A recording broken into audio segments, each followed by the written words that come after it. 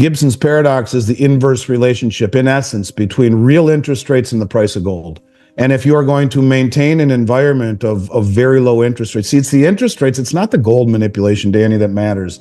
It's the interest rate manipulation that we've seen for 20 years, where suppressed interest rates have created an illusion of prosperity, where your home prices, your stock prices, your 401k, everything went higher in value. And that's another big problem, by the way, for the commercial real estate industry, where all these buildings were purchased at the lowest interest rates in American history.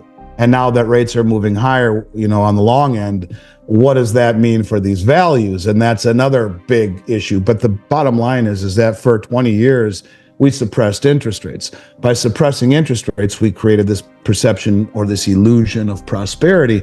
And so if you have suppressed interest rates, why then you have to step on the price of gold, because by stepping on the price of gold, it signals strength in the underlying currency, strength in the bond market, as illusionary as it would be. Because if you are going to have nothing in the way of interest rates, of zero on the federal funds rate for all of those years, then there's no opportunity cost in buying gold and silver. And that's one of the reasons why they would step on it, to promote an illusion of strength in the bond market and in the dollar market. And, what it really is it's a barometer on the health of the system.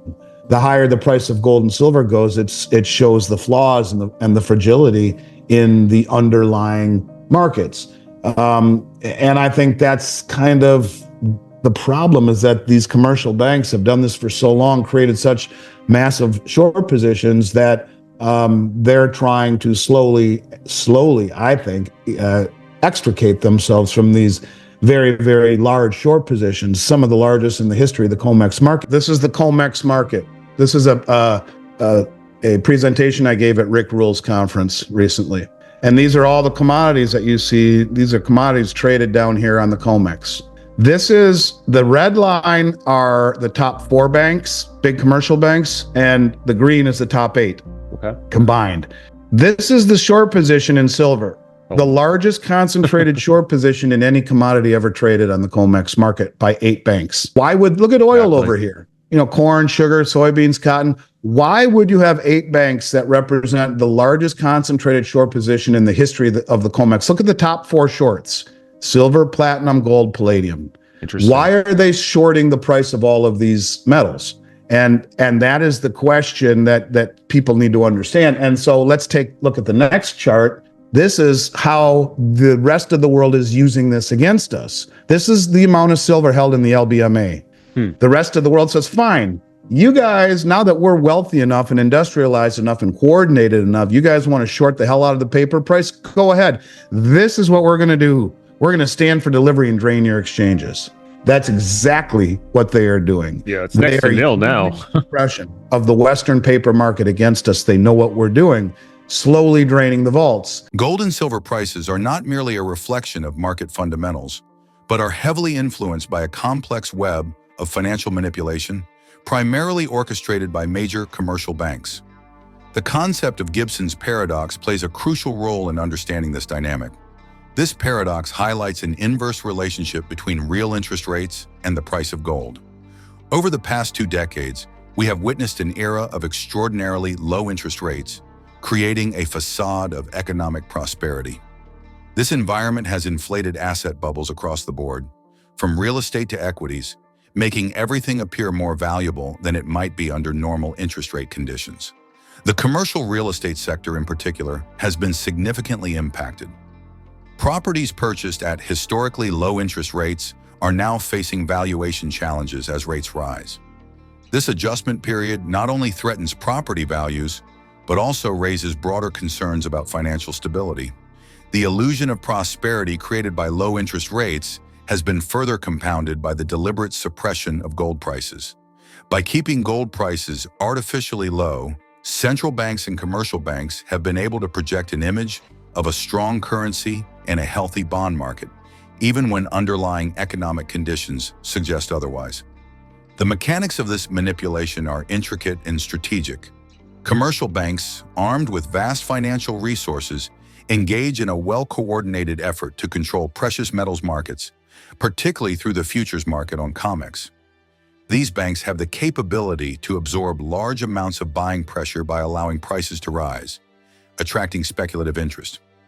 Once sufficient speculative positions have been accumulated, these banks then unleash a barrage of selling pressure, overwhelming the market and driving prices down. This cycle traps many managed money accounts, including hedge funds, into losing positions, forcing them to liquidate at a loss. This strategy is not for the faint-hearted. Selling into a rising market is a risky move, akin to standing in front of a freight train.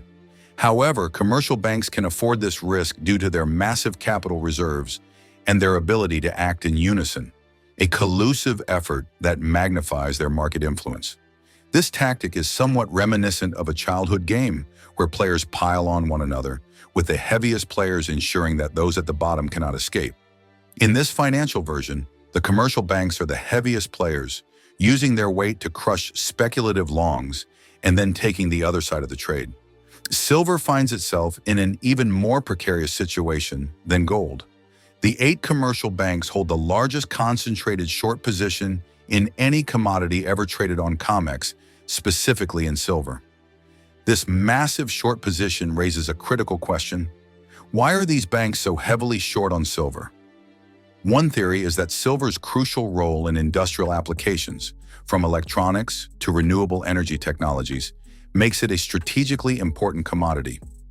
By keeping prices low, these banks indirectly support industrial sectors that rely heavily on cheap silver. However, this manipulation cannot go on indefinitely. Countries like China and India have been methodically accumulating physical silver, exploiting the artificially low prices. These nations are not just stockpiling silver, they are also taking it off the market, reducing the available supply. This trend of physical accumulation is a clear indicator that these countries see long-term value in silver, not just as an industrial metal, but as a monetary asset. They are using the suppressed paper prices to their advantage, steadily draining Western vaults and tightening the supply. At some point, the fundamentals will override these manipulative practices. The ongoing depletion of physical inventories at major exchanges, including the LBMA and COMEX, indicates a growing divergence between the paper prices and the actual physical availability of these metals. When the discrepancy becomes too glaring to ignore, the market will be forced to revalue gold and silver. This revaluation could be swift and severe, especially if a crisis triggers a rush for physical metal. The role of Gibson's paradox becomes particularly relevant in this context. As real interest rates potentially rise due to inflationary pressures or changes in monetary policy, the cost of maintaining large short positions will become unsustainable. This could lead to a dramatic shift in market dynamics, where commercial banks may be forced to cover their shorts, thereby driving prices up. The managed money that has been caught off guard in previous cycles may once again find itself on the wrong side of the trade, exacerbating the price movement. What has happened with the price of gold? Price of gold and silver are managed by the commercial banks. And I mean, that's the truth of it. The commercial banks are the ones that control the price of gold. It's controlled on COMEX. That's ending because the big money across the globe understands this. The central banks have been using the Western suppression against us for a very long time. They know this. In fact, I've said before, the head of the Shanghai Gold Exchange says, when the real price of gold, when China is allowed to speak at the table, the real price of gold will be observed. They talk about the new grain exchange that they just developed, the BRICS grain exchange, and they say, we produce more grain and soft commodities than the West does, yet we have no control over its price. It's all controlled on COMEX. That will change with the new BRICS grain exchange. They understand that we have been controlling the paper price of all of these commodities for a very long time. The commercial banks, what they do is they suck in the speculation. They let the price run, and they will suck in all the managed money, and they'll absorb all of that buying pressure. But they have enough money where they are able to sell into a rising market. Very dangerous thing to do. Most people, when they short, think AMC and GameStop, they short a falling market and pile on, right? It's like, when you played tackle football with your buddies in elementary school, everyone would jump on, pile on, hog pile. Well, that's what normal people do when they sell short. The commercial banks have enough money and really unlimited amounts, and they do it in a collusive manner where they are able to absorb all of the buying pressure, let the price rise, and then start to sell and overwhelm the buying pressure and drive the price down. As they drive the price down, all of those longs and all of the options expire worthless, and you get all of the managed money that end up jumping ship. These hedge funds do not have a high pain tolerance. So as the price starts to go against them, they jump ship. When the longs sell their longs and cover their shorts, in other words, they're getting out of their short position, they're selling their longs. The opposite side is the commercial banks. They're taking those longs and they're going long. So in other words, one of these days, and I believe we're getting much, much, much, much closer to it, the commercial banks, and maybe this is the time, who knows, will flip-flop and they won't short a rising market. They will push all of the managed money to the other side of the table, as right now they're in the process of moving to that side of the table.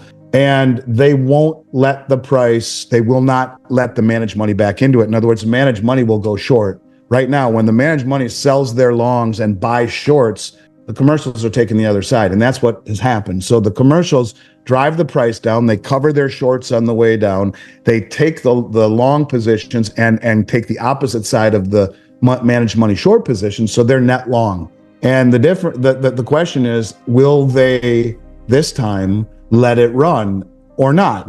As it goes higher and higher and higher and higher, and the managed money then flip-flops and goes into the other side, will they short the rising market? That is the question. And I think it's very difficult for these banks to consider shorting a rising market in this environment when the rest of the world is standing for delivery. But the reason the price fell has nothing to do with anything other than the fact that the commercial banks clobbered it, literally clobbered it, and got almost $5 billion in gold futures sold and $2 billion in silver futures sold in a week. And that is having, as usual, a profound effect on the price of gold and silver. It is this environment that the Chinese and the Russians and the Indians and the Saudis, they understand what we're doing, and they are using this suppression against us by standing for massive, massive, massive delivery. And we see that continuously. So this game ends, and it ends badly. A significant event that market watchers are anticipating is the big flip by commercial banks. Historically, these banks have maintained large short positions to keep prices in check. However, there is increasing speculation that they might eventually switch sides, covering their shorts and going long. Such a shift could happen suddenly and unexpectedly, especially if these banks sense that they can no longer suppress the market due to overwhelming demand for physical delivery. When this flip occurs, it could trigger a sharp rise in prices, as commercial banks would then be buying back their short positions while simultaneously going long. This scenario would be further amplified if managed money, typically trend followers, finds itself forced to cover shorts and re-enter long positions. The resulting surge in demand could overwhelm the market, particularly if physical supply remains tight. This could lead to an unprecedented spike in prices, as the market adjusts to the reality of limited physical metal availability.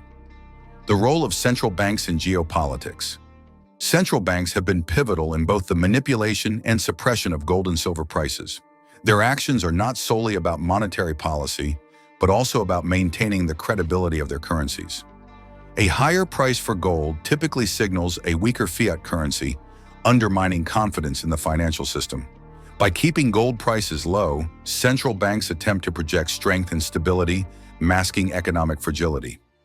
Geopolitical factors also play a crucial role. As global tensions rise and countries like Russia and China seek to diversify away from the US dollar, the demand for gold and silver increases. These countries are not just diversifying their reserves, they are actively seeking to create a new financial order that diminishes the dominance of the dollar. This geopolitical diversification is a significant driver that could push gold and silver prices higher as global reserve compositions shift. The endgame, a new financial paradigm. As we look towards the future, the global financial system appears to be on the cusp of significant changes. The increasing adoption of digital currencies, the potential revaluation of gold, and shifting global power dynamics all point towards a new financial paradigm. In this evolving landscape, gold and silver are likely to play increasingly critical roles as stores of value and as anchors of stability. For investors, this presents both risks and opportunities. The risk lies in the continued manipulation of these markets, which can distort true market signals and lead to unexpected losses. However, the opportunity lies in the eventual market correction, which could offer substantial gains. Those who understand that the current prices of gold and silver are artificially suppressed will be better positioned to capitalize on the coming revaluation. The future of gold and silver markets, a new era of price discovery. The future of gold and silver markets is poised for a dramatic shift as the traditional systems of manipulation come under increasing scrutiny and strain. The suppression of these precious metals has long been a tool used by major financial institutions to maintain the status quo. However, the global landscape is changing, with emerging markets gaining more influence and seeking to assert their own economic sovereignty. This shift is likely to lead to a new era of price discovery, where the true value of gold and silver is realized. One of the key drivers of this shift will be the increasing role of digital currencies and blockchain technology. These innovations have the potential to revolutionize the way commodities, including precious metals, are traded. By providing greater transparency and reducing the ability of centralized institutions to manipulate prices, digital currencies could usher in a more equitable and accurate pricing mechanism. This technological shift could also facilitate the broader adoption of gold and silver-backed digital currencies, further enhancing their role as stable stores of value. Moreover, the increasing demand for precious metals as a hedge against economic instability and inflation will continue to support higher prices. As central banks around the world grapple with the consequences of unprecedented monetary expansion, the appeal of gold and silver as safe haven assets is only set to grow. Investors seeking to protect their wealth from the devaluation of fiat currencies will increasingly turn to these metals, driving up demand and, consequently, prices. The environmental, social, and governance (ESG) considerations are also becoming more significant in the mining and production of precious metals. As consumers and investors alike become more conscious of the environmental impact of mining operations, there may be increased pressure on mining companies to adopt more sustainable practices. This shift could lead to a reduction in supply, as stricter regulations and higher operational costs make it more challenging to bring new mines online. A decrease in supply, coupled with rising demand, could further exacerbate the upward pressure on prices. In conclusion, the manipulation of gold and silver prices by commercial banks and broader financial systems is a reality that informed investors must navigate. While frustrating, understanding this manipulation provides a strategic advantage. As the global financial system faces increasing strains, the true value of these precious metals will become apparent. The key is patience and a long-term perspective. Gold and silver are not just commodities. They are timeless stores of value with a proven history. Thank you for joining us in this deep dive into the complexities of the gold and silver markets. Stay tuned for more insights, and remember, in the high-stakes game of financial markets, knowledge is your greatest asset. Stay informed, stay strategic, and prepare for the opportunities that lie ahead. Whether you are a seasoned investor or just starting, the future of gold and silver offers a fascinating journey filled with potential rewards and challenges. Let's navigate this evolving landscape together and secure a prosperous future. Stay informed about the latest developments shaping the precious metals market with regular updates from the Finance Daily team.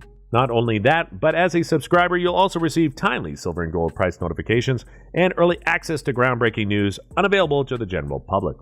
Join our free gold and silver newsletter today. Link in the description.